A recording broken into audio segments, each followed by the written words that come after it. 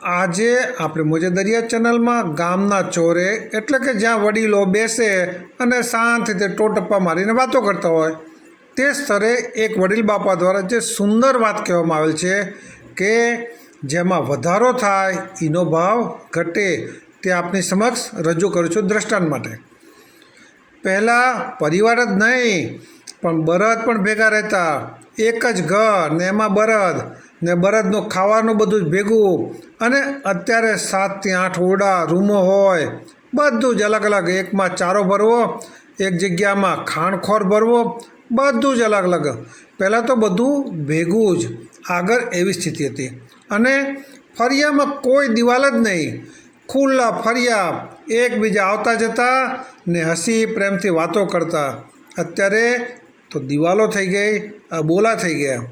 મુખ્ય કારણ હવે સમજવા જેવી વાત છે, તો અત્યારે માણસો વધી ગયા એટલે માણસનો અંદર ભાવ ઘટી ગયો. વધારો થાય એનો ભાવ ઘટે. જો ટામેટું સસ્તું મળતું હોય તો એનો ભાવ ન હોય, ઓછો હોય, એટલે કહે ટામેટું લોહી બગાડે. પણ બહુ જ મોંઘું થઈ ગયું એ જ ટામેટું તો કહે ટામેટું નાખો શાકમાં, એ લોહીનો સુધારો કરશે. આપણે ખેડૂત પણ આ વાત જાણીએ છીએ કે સિઝનમાં જ્યારે કોઈ પણ પાક, પછી તે કપાસ હોય, ચણા હોય, જીરું હોય કે દાળમીનો વધારો હોય, ઉત્પાદન વધુ થયું હોય, જે ખેડૂતના ઘરે આવે, ઓરડી આવે, વાડી આવે, તો એનો ભાવ ખેડૂતને ના મળે, પરંતુ બહુ જ ઓછો મળે.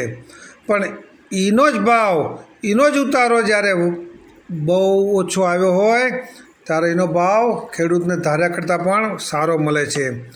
એટલે વડીલે જે વાત કરી છે ને કે જેનો વધારો થાય છે એનો ભાવ ઘટતો જાય છે, જે આપણે આ જીવનમાં જોઈ રહ્યા છીએ.